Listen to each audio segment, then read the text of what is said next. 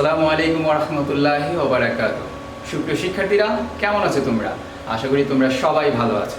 করোনাকালীন এই সময়ে শারীরিকভাবে এবং মানসিকভাবে সুস্থ থাকাটা খুবই জরুরি। যদিও এটা ডিফিকাল্ট, তারপর আমাদেরকে শারীরিকভাবে এবং মানসিকভাবে সুস্থ থাকতে হবে। প্রয়োজনীয় নিয়মগুলো তোমাদেরকে মেনে চলতে হবে।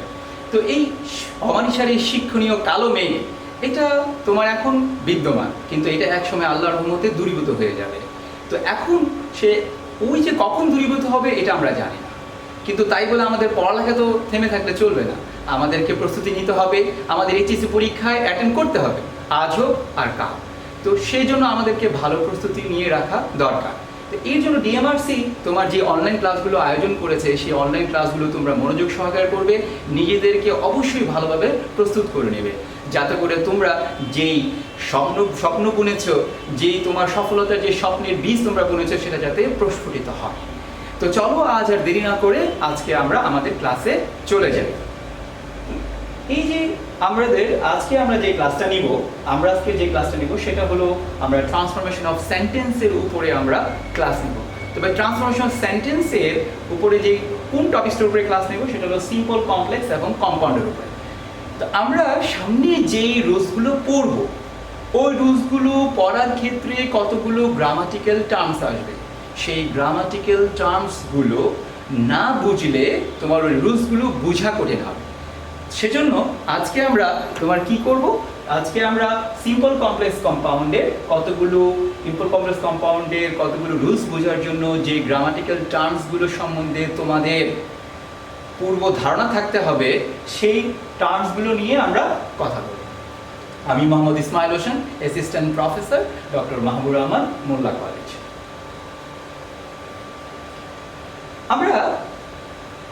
আমরা এর আগে আমাদের যে সিলেবাসের যে আমরা একটা ভিডিও আপলোড করেছিলাম, সেই ভিডিওতে তোমরা দেখেছো, সেখানে সিলেবাস সম্বন্ধে তোমরা একটা ধারণা পেয়েছো। তো আমরা দেখি আসলে ট্রান্সফরমেশন অফ সেন্টেন্সটা তোমার এইচএসসি বোর্ড কোশ্চেনের কত নম্বরে আসে। এইচএসসি বোর্ড কোশ্চেনের তোমার কি 6 নম্বরে ট্রান্সফরমেশন অফ সেন্টেন্স আসে। তো ট্রান্সফরমেশন সেন্টেন্স তোমরা আগে করে এসেছো, তোমার আগের লেভেলে করে এসেছো। তোমাদের মানে ধরো 8, 9 হয়তো এক এক টাইপের ট্রান্সফরমেশন সেন্টেন্স আসছে, কোশ্চেনের ধরন হয়তো এক এক রকম ছিল।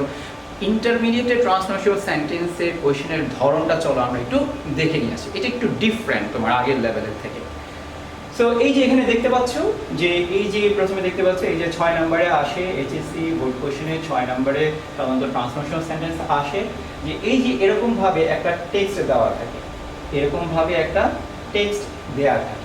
তো এখানে দেখো এই যে এখানে কতগুলো এরকম লাইন থাকে, এবং মাঝখানে তোমার দেখো যে এ বি সি ডি ই এরকম করে 5টা সেন্টেন্সের আগে এরকম করে এ বি সি ডি ই দেয়া থাকে। এবং এই যে যেই সেন্টেন্সগুলোকে চেঞ্জ করতে হবে, এই সেন্টেন্সগুলোর পাশে প্যারেনথেসিস ফার্স্ট ব্র্যাকেটের মাধ্যমে উল্লেখ করা থাকে তোমাকে ওই সেন্টেন্সটা কিসে চেঞ্জ করতে হবে। যেমন এইখানে একটা সেন্টেন্স দেখো, acquiring A language is more successful than learning. এটার পাশে দেখো পজিটিভ লেখা আছে, তার মানে এই সেন্টেন্সটাকে তোমাকে কি করতে হবে, পজিটিভ ডিগ্রিতে চেঞ্জ করতে হবে। ঠিক একইভাবে এই যে বিতে যে সেন্টেন্সটি আছে, এই সেন্টেন্সটির পাশে কি দেওয়া আছে, ব্র্যাকেটে দেওয়া আছে প্যাসিভ, তার মানে এই সেন্টেন্সটাকে তোমাকে প্যাসিভে চেঞ্জ করতে হবে। এরকম সি ডি ই 5টা সেন্টেন্স থাকে, যে কোনো 5টা, একটা টেক্সট থাকে, একটা টেক্সটের মধ্যে 5টা সেন্টেন্সকে তোমার কাছে নির্দেশ করা থাকে যে কিসে পরিবর্তন করতে হবে, তুমি সেটাতে তোমাকে পরিবর্তন করতে হবে। এটা হলো একটা ধরনের ট্রান্সফরমেশন অফ সেন্টেন্সের কোয়েশ্চেন। ঠিক দেখো এই যে কোয়েশ্চেনটা কিন্তু এইভাবে আসতে পারে। আগেরটা একটু খেয়াল করো, দেখো এই আগেরটাতে একটা টেক্সট আছে, এখানে কিন্তু নিচে কোনো আন্ডারলাইন করা নেই, কিন্তু এইভাবে দেখো, যেমন এই কোয়েশ্চেনটা ঢাকা বোর্ড 2019 এসেছে। এখানে আমরা কি দেখি, দেখো এখানে ওই যে একটি টেক্সট আছে, এখানেও তোমার এই যে এ বি সি ডি ই করে তোমার এরকম 5টা সেন্টেন্সকে তোমার কি যে চেঞ্জ করতে বলা হয়েছে। দেখো এখানে আন্ডারলাইন করা আছে, তার মানে তোমার আন্ডারলাইন ছাড়াও তোমার টেক্সট আসতে পারে, আন্ডারলাইন সহ তোমার টেক্সট আসতে পারে। তো আবার তুমি যদি মনে করো ওই আগের দুই ধরনেরই ট্রান্সফরমার সেন্টেন্স আসতে পারে তা না, ঠিক ট্রান্সফরমেশনাল সেন্টেন্সের কোয়েশ্চেনটা এরকম হতে পারে। সেটা কিরকম দেখো, এখানে কিন্তু তোমার এরকম আলাদাভাবে 5টা সেন্টেন্স দেওয়া আছে, আলাদাভাবে 5টা সেন্টেন্স দেওয়া আছে, যেটা একটা আরেকটার সাথে এটার কোনো মিল নেই, আলাদা কনটেক্সট, আলাদা কনটেক্সট। আগেরগুলো ছিল কিন্তু কি একটা কোহেসিভ কনটেক্সট, কিন্তু এখানে কি আলাদা আলাদা কনটেক্সট। এই দেখো A B C D E, এতে কি দেওয়া আছে টেল মি ইউর এইজ, এটাকে কমপ্লেক্স করতে বলেছে। বিতে কি দেওয়া আছে some poets are at least as great as Tennyson, এটাকে কি করতে বলা হয়েছে সুপারলেটিভ করতে বলা হয়েছে। তো ঠিক এরকম ভাবে 5টা সেন্টেন্স এবং 5টা সেন্টেন্সের তোমার পাশেই তোমার কিছু প্যারেনথেসিসের মাধ্যমে বলা থাকে যে এটাকে কিসে চেঞ্জ করতে হবে। আবার ঠিক এরকমও হতে পারে যে এই যে প্রশ্নটা এরকম হতে পারে, কিরকম যে আলাদা আলাদা তোমার কনটেক্সট, আলাদা আলাদা তোমার কনটেক্সট, একটা কোহেসিভ কনটেক্সট তোমার কাছে এটার পাশে তোমার কাছে এই যে আন্ডারলাইন করা দেয়া থাকতে পারে। তার মানে আমরা কি জানলাম? তার মানে আমরা জানলাম যে তোমার কিন্তু এরকম আলাদা আলাদা কনটেক্সট হতে পারে, তোমার আলাদা আলাদা কনটেক্সটের নিচে তোমার আন্ডারলাইন করা থাকতে পারে, আবার তোমার ঠিক এরকম চেহারার হতে পারে, আবার এরকম চেহারারও হতে পারে। সো এটা তোমার মানসিকভাবে প্রস্তুত থাকতে হবে যে আমার ট্রান্সফরমেশনাল সেন্টেন্সের কোয়েশ্চেনের ধরনটা কীরকম আসতে পারে। আমি আশা করি যে তোমরা ট্রান্সফরমেশনাল সেন্টেন্সের যে ধরনটা তোমরা একটা ধারণা পেয়েছো যে কী টাইপের কোয়েশ্চেন হতে পারে।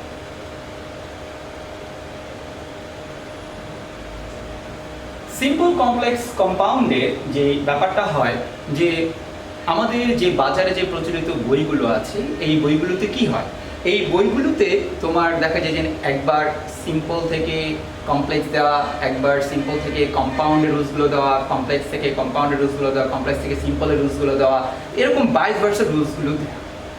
তো তুমি মনে করো সিম্পল থেকে একটা কমপ্লেক্সের রুলস পড়েছো, তুমি একটা সিম্পল সেন্টেন্সকে কিভাবে কমপ্লেক্স করতে হয় এই রুলসটা পড়েছো।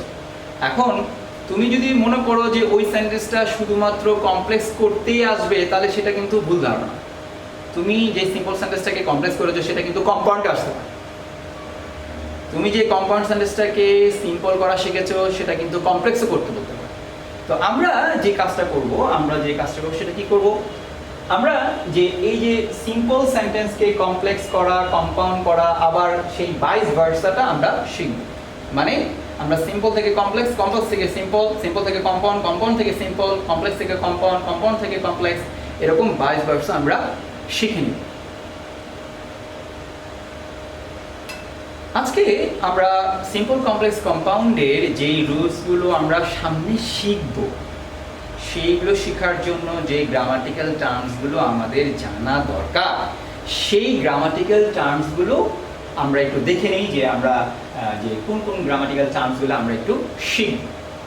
সেটা হলো যে প্রথমেই আমরা একটু জানতে চেষ্টা করব যে অ্যাডজেক্টিভ কি, তারপরে আমরা জানতে চেষ্টা করব যে ওয়েজ টু আইডেন্টিফাই অ্যাডজেক্টিভ, যে অ্যাডজেক্টিভ আসলে কিভাবে আইডেন্টিফাই চিহ্নিত করা যায়। তারপরে আমরা ধারণা নিব যে প্রি মডিফায়ার জিনিসটা কি, আমরা ধারণা নিব what is post modifier, post modifier জিনিসটা কি, এবং আমরা এটাও দেখব যে অ্যাডজেক্টিভ অ্যাজ প্রি মডিফায়ার, যে অ্যাডজেক্টিভ কিভাবে প্রি মডিফায়ার হিসেবে কাজ করে, adjective as post modifier, adjective কিভাবে পোস্ট মডিফায়ার হিসেবে কাজ করে, এবং আমরা রিলেটিভ প্রোনাউন সম্বন্ধেও একটু ধারণা নিব। যে এই 7টা জিনিস আমরা যদি একটু ধারণা নেই, এর সামনে যে আমার যে রুলসগুলো আসবে সেই রুলসগুলো আমার বুঝতে সুবিধা হবে। কি কি? অ্যাডজেক্টিভ আমরা জানবো, অ্যাডজেক্টিভ কীভাবে আইডেন্টিফাই করবো সেটা আমরা জানবো, প্রি মডিফায়ার কি জানবো, পোস্ট মডিফায়ার কি জানবো, অ্যাডজেক্টিভ কিভাবে প্রি মডিফায়ার হিসেবে কাজ করে, অ্যাডজেক্টিভ কিভাবে পোস্ট মডিফায়ার হিসেবে কাজ করে, এবং রিলেটিভ প্রোনাউন সম্বন্ধে আমরা ধারণা নেব। চলো নেক্সট স্লাইডে যাই। আচ্ছা, অ্যাডজেক্টিভের যদি আমি সংজ্ঞা যদি বলি, তোমরা আশা করি অ্যাডজেক্টিভের সংজ্ঞা তোমরা সবাই জানো। সো অ্যাডজেক্টিভের সংজ্ঞাটা কি, তারপর আমি রিপিট করি। অ্যাডজেক্টিভের সংজ্ঞাটা কি? অ্যাডজেক্টিভের সংজ্ঞা তোমরা পড়েছো যে ওয়ার্ড দ্বারা নাউন বা প্রোনাউনে দোষ, গুণ, অবস্থা, সংখ্যা, পরিমাণ বুঝায় সেই ওয়ার্ডকে বা সেই পার্টস অফ স্পিচকে তোমার অ্যাডজেক্টিভ বলে। তা তোমরা সবাই জানো যে নাউন বা প্রোনাউনের দোষ, গুণ, অবস্থা, সংখ্যা, পরিমাণ বোঝায়। তার মানে অ্যাডজেক্টিভের মেইন যে কাজটা, যেটা কি করে, মডিফাইজ নাউন, নাউনকে বিশেষায়িত করে, মডিফাইজ প্রোনাউন, প্রোনাউনকে বিশেষায়িত করে। ওই যে দোষ, গুণ, অবস্থা, সংখ্যা, পরিমাণ বুঝায়, ওই যে বুঝানোটাই, যেভাবে বুঝায় ওই বুঝানোটাই হলো তোমার মডিফাই করা। তাহলে এই সংখ্যাটা কি দাঁড়ালো, যে a word that modifies a noun or pronoun, সেটাই হলো তোমার অ্যাডজেক্টিভ। তো চলো আমরা সিম্পল কতগুলো উদাহরণ দেখি যাতে করে তোমাদের বুঝতে সুবিধা হয়। প্রথমে বড় বড় সেন্টেন্সে যাব না, প্রথমে সিম্পল সেন্টেন্সে যাব। তো দেখো যে অ্যাডজেক্টিভ কিভাবে মডিফাই করে। Example, I saw a blind man. দেখো এই সেন্টেন্সটা দেখো, I saw a blind man. এখন আমি যদি তোমাদেরকে বলি যে এই সেন্টেন্সের অ্যাডজেক্টিভ কোনটা, তোমরা আশা করি এই যে সহজেই বলতে পারবা যে এটা হলো ব্লাইন্ড। ব্লাইন্ড মানে হলো অন্ধ। আমি একটি অন্ধ লোককে দেখেছিলাম। I saw a blind man. তো এখানে এটা যে অ্যাডজেক্টিভ, চলো আমরা দেখি এই যে অ্যাডজেক্টিভ এবং এটা কিভাবে, এটা কাকে মডিফাই করেছে, নাউনকে না প্রোনাউনকে মডিফাই করেছে। এই যে দেখো যে এই যে এখানে দেখো এই ব্লাইন্ডের পরে তোমার কি আছে, ব্লাইন্ডের পরে তোমার আছে ম্যান। ব্লাইন্ডের পরে তোমার আছে কি, ম্যান। ম্যান হলো একটা নাউন, ম্যান হলো একটা নাউন। মনে করো ব্লাইন্ডটা নেই, I saw a man. I saw a man মানে কি, আমি একটি লোককে দেখেছি। এখন দেখো এটার আগে যখন ব্লাইন্ড বসলো তাহলে এই ম্যানটিকে আরো বিস্ময়িত করে দিয়েছে। কোন লোককে দেখেছিলাম, কোন লোককে দেখেছিলাম, অন্ধ লোককে দেখেছিলাম। কোন লোককে দেখেছিলাম, অন্ধ লোককে দেখেছিলাম। কিরকম লোককে দেখেছিলাম, অন্ধ লোককে দেখেছিলাম। তাহলে এই যে এই নাউনটাকে বিস্ময়িত করেছে ব্লাইন্ড ম্যান। এই জন্য এই ব্লাইন্ডটা হলো তোমার কি এখানে adjective. We ate tasty food. We ate tasty food. এখানে দেখো ফুডটা নাউন, এই ফুডের আগে টেস্টি, সুস্বাদু যে খাবার আমরা খেয়েছিলাম, সুস্বাদু খাবার। তো খাবারটাকে টেস্টি নাই, মনে করো তোমার টেস্টি নাই, টেস্টি না থাকলে তোমার কি, we ate food, আমরা খাবার খেয়েছিলাম। তো এখন আমরা কি ধরনের খাবার খেয়েছিলাম, টেস্টি ফুড। তো এই যে নাউনটাকে তোমার কি করলো, মডিফাই করলো। তো এই যে নাউনটাকে মডিফাই করার কারণে এই টেস্টি এই ওয়ার্ডটা অ্যাডজেক্টিভ। এখানে যেরকম ব্লাইন্ড ম্যান নামক নাউনটিকে তোমার মডিফাই করেছিল, সুতরাং সেটা অ্যাডজেক্টিভ। এখানে টেস্টিটা ফুড নামক নাউনকে, ফুড নাউনটিকে মডিফাই করেছে, সেজন্য এটাও এখানে অ্যাডজেক্টিভ। হি ওয়াজ ক্লেভার। এখানে দেখো এই যে ক্লেভার হলো তোমার কি, চালাক। তোমার এখানে হিটা হলো প্রোনাউন। এই হি এর তোমার কি যে ক্লেভার একটা বৈশিষ্ট্য বোঝাচ্ছে, তো সুতরাং ক্লেভারটা হলো অ্যাডজেক্টিভ। তাহলে অ্যাডজেক্টিভ কি করে, নাউন অথবা প্রোনাউনের দোষ, গুণ, অবস্থা বোঝায়। Kamal has 2 pencils. সিম্পল একটা সেন্টেন্স, কামাল হ্যাজ 2 pencils। এখানে দেখো 2 এই ওয়ার্ডটা দিয়ে সংখ্যা বোঝায়।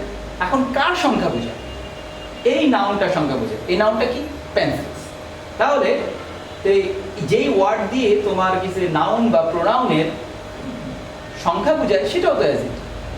তার মানে এই যে এখানে তোমার এই যে লাল অক্ষরগুলো আছে, লাল যে মানে ওয়ার্ডগুলো আছে, সেই ওয়ার্ডগুলো অ্যাডজেক্টিভ। কেন তারা অ্যাডজেক্টিভ, কারণ তারা তোমার কোনো নাউন অথবা প্রোনাউনের দোষ, গুণ, অবস্থা, সংখ্যা বা পরিমাণ বুঝিয়েছে। এখন অনেক অ্যাডজেক্টিভ আছে, হাজার অ্যাডজেক্টিভ আছে। এখন কিছু অ্যাডজেক্টিভ তুমি মানে অর্থ জানো, এই জন্য হয়তো তুমি বলতে পারো অ্যাডজেক্টিভ। কিছু অ্যাডজেক্টিভের তুমি অর্থ জানবা না, কিন্তু সেগুলো তোমাকে বলতে হবে কি, অ্যাডজেক্টিভ। সেগুলো কেন অ্যাডজেক্টিভ বলতে হবে, কিভাবে চিনবা তুমি সেগুলো অ্যাডজেক্টিভ, সেই অ্যাডজেক্টিভগুলো চেনার জন্য তোমাকে কি করতে হবে, কতগুলো সাফিক্স সম্বন্ধে তোমার ধারণা নিতে হবে। যেই কতগুলো সাফিক্স সম্বন্ধে ধারণা নিতে হবে, যেই সাফিক্সগুলো একটা ওয়ার্ডের শেষে থাকলে ওই ওয়ার্ডের মিনিং তুমি জানো আর না জানো, ওই ওয়ার্ডের মিনিং তুমি জানো আর না জানো, সেগুলো কি হবে, সেগুলো অ্যাডজেক্টিভ।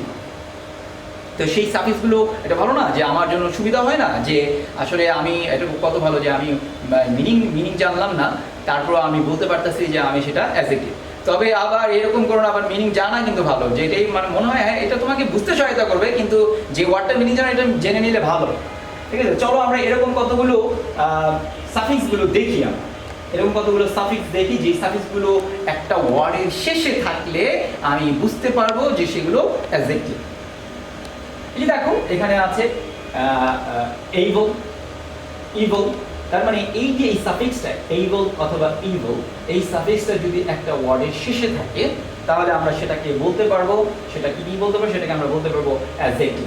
যেমন দেখো এই যে এই ওয়ার্ডটা সলভেবল, সলভেবল, এই যে দেখো এই ওয়ার্ডটার তোমার কিন্তু শেষে কিন্তু এই যে ABLE এই সাফিক্সটা কিন্তু আছে। তার মানে কি যে এই ওয়ার্ডের মিনিং তুমি জানো না জানো সেটা কি হয়ে গেল, অ্যাডজেক্টিভ। ইনক্রেডিবল, এই ওয়ার্ডটার সাথে হয়তো তোমরা কিছুটা পরিচিত। ইনক্রেডিবল, দেখো এই ওয়ার্ডটার শেষে দেখো একটা সাফিক্স আছে এই যে IBLE, তাহলে মানে এটাও আমার অ্যাডজেক্টিভ। OUS, এই সাফিক্সটাও যে ওয়ার্ডের শেষে থাকবে সেই ওয়ার্ডটাও তোমার কি হয়ে যাবে, অ্যাডজেক্টিভ হয়ে যাবে। লুডিক্রাস, এই যে OUS আছে, সেরকম ই, এক, এই যে অ্যাকোয়াটিক, কার্ডিয়াক, ফিক, এশিয়াস, আইসিয়াস, IVE, এই যে এরকম করে কতগুলো তোমার কি আছে, সাফিক্স আছে, যে সাফিক্সগুলো একটা ওয়ার্ডের শেষে থাকলে সেই ওয়ার্ডগুলো তোমার কি অ্যাডজেক্টিভ হিসাবে পরিগণিত হবে। তাহলে আমরা অ্যাডজেক্টিভ সম্বন্ধে একটু ধারণা নিলাম, সেটা হলো যে অ্যাডজেক্টিভ কি আমরা জানলাম যে নাউন বা প্রোনাউনের দোষ, গুণ, অবস্থা, সংখ্যা, পরিমাণ বোঝায় এবং অ্যাডজেক্টিভ নাউন অথবা প্রোনাউনকে মডিফাই করে। এবং আমরা এটাও জানলাম কতগুলো সাফিক্স দেখে নিলাম যে সাফিক্সগুলো আমাকে অ্যাডজেক্টিভ চিনতে সহায়তা করবে, সেগুলো আমরা দেখে নিলাম। এই সাফিক্সগুলো তোমরা রেগুলার একটু চোখে রাখবে, দেখবে, যাতে করে তোমার কি হয় যে অনেকগুলো ওয়ার্ড কিন্তু তুমি মানে তোমার শিখা হয়ে যাবে বা তোমার জানা হয়ে যাবে, অনেকগুলো ওয়ার্ডের পার্সেন্টেজ কিন্তু জানা হয়ে যাবে যদি তোমার এগুলো মনে থাকে। তারপরে আমরা যে একটু ধারণা নিব প্রি মডিফায়ার সম্বন্ধে। অ্যাডজেক্টিভ সম্বন্ধে ধারণা নিলাম, এবার প্রি মডিফায়ার সম্বন্ধে একটু ধারণা নেব। তুমি কিন্তু হয়তো এখন চিন্তা করে থাকতে পারো যে স্যার সিম্পল কমপ্লেক্স কম্পাউন্ডের রুলস পড়তেছি, আপনি রুলসে না গিয়ে আপনি এই টার্মস মানে গুলো আপনি কেন আগে মানে বলতেছেন? এটা কিন্তু আগেই বলেছি যে দেখো আমরা তো সাধারণভাবে কি করি, আমরা সাধারণভাবে রুলস পড়ি, রুলস মুখস্থ করি, আর পরে কয়েকদিন পরে দেখে যে কি যে কয়েকদিন পরে আমার রুলসগুলো মনে থাকে না। আবার দেখা যায় রুলসগুলো পড়ার ক্ষেত্রে আমার যেই কোয়েশ্চেন্সগুলো তোমার আসবে সেই কোয়েশ্চেনগুলোর উত্তর আমার হয়তো তোমার জিজ্ঞাসা করা থাকে না। এখন দেখো যে কতগুলো যে টার্মসগুলো আমরা এই কারণে পড়তেছি, আমি আগেই বলেছি, আবারও খেয়াল করে বলে দিই, সেটা হলো যে সেগুলো কিন্তু সামনে যে রুলসগুলো আমরা পড়বো ওই রুলসগুলো পড়ার সময় আমার এই টার্মসগুলো কিন্তু লাগবে, এগুলো আমি হয়তো বলার সময় এগুলো বলবো তখন, যাতে করে তোমরা বুঝো। তো চলো যে আমরা প্রি মডিফায়ার সম্বন্ধে একটু ধারণা নিই। প্রি মডিফায়ার জিনিসটা কি দেখো, pre-modifiers are the modifiers which modify the words that follow them in the sentence. Pre-modifiers are the modifiers. Pre-modifiers are the modifiers. Pre-modifiers হলো সেই সমস্ত modifiers which modify the words that follow them in the sentence. Sir কি কইছেন কিছুই বুঝি না, sir কি বলেছেন কিচ্ছুই বুঝি না।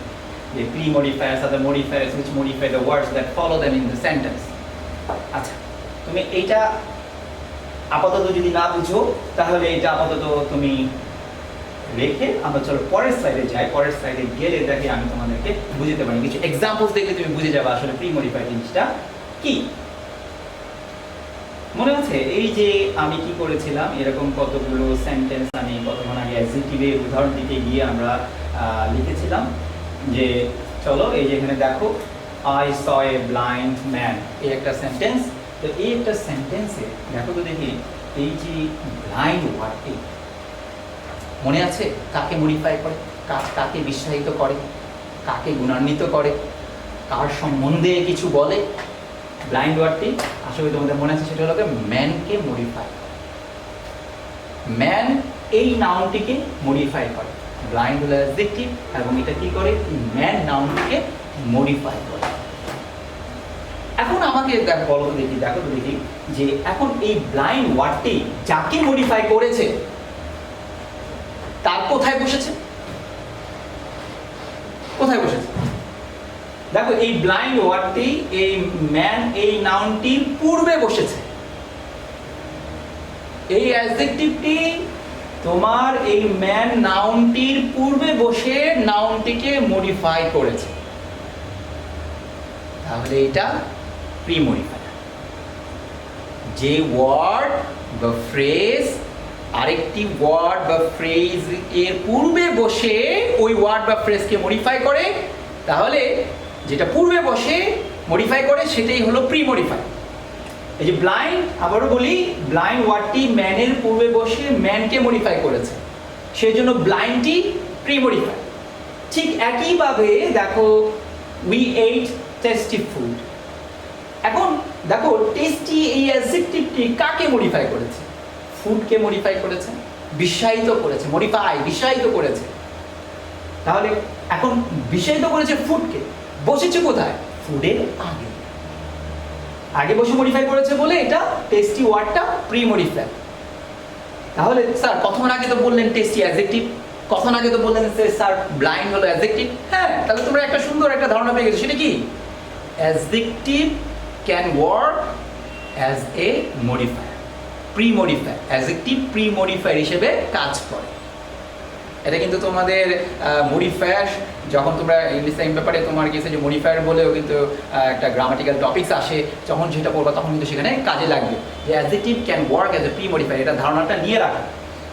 এবার চলো আমরা একটা সেন্টেন্স দেখি, আরেকটা সেন্টেন্স দেখি। The black dog was barking at him. যে কালো কুকুরটি তার দিকে তাকিয়ে ঘেউ ঘেউ করতেছিল, আওয়াজ করতেছিল। হ্যাঁ, তো এখন এই যে দেখো ব্ল্যাক এই শব্দটি ডগের আগে বসেছে। এই ব্ল্যাক শব্দটি কাকে মডিফাই করেছে? ডগকে। তাহলে এই ডগের আগে বসেছে বা পূর্বে বসেছে, তার মানে এখানে ব্ল্যাকটা কি? অ্যাডজেক্টিভ, ঠিক আছে। ব্ল্যাকটা কি? মডিফায়ার, ঠিক আছে। যেহেতু ব্ল্যাকটা কি? প্রি মডিফায়ার, কারণ এটা যাকে মডিফাই করেছে তার আগে বসেছে। তাহলে বুঝেছো, ধারণা নিয়েছো যে প্রি মডিফায়ার কি? প্রি মডিফায়ার হলো যাকে মডিফাই করে তার পূর্বে বসে। উই ভিজিটেড বিউটিফুল প্লেসেস, ঠিক একইভাবে বিউটিফুলটাও তোমার এখানে pre modifier. We have rented a new apartment, এখানে ঠিক একইভাবে নিউ ওয়ার্ডটি তোমার কি আছে যে এখানে প্রি মডিফায়ার। তাহলে আমরা দুইটা জিনিস আমাদের ধারণা পেলাম, অ্যাডজেক্টিভ এবং প্রি মডিফায়ার। আশা করি আমরা এই যতটুকু পড়েছি যে তোমরা বাসায় পড়বে, এ সম্বন্ধে তুমি ধারণা নেবে। কোনো কোয়েশ্চেন্স থাকলে অবশ্যই কোয়েশ্চেন জিজ্ঞেস করবে, এবং যেটা হলো এটা মনে রাখবে যাতে করে আমরা পরবর্তীতে যে রুলসগুলো আসবে সেগুলো যাতে করে আমরা বিস্তারিত বুঝতে পারি। ওকে, দ্যাটস অল ফর টুডে। ভালো থেকো তোমরা সবাই। আল্লাহ হাফেজ।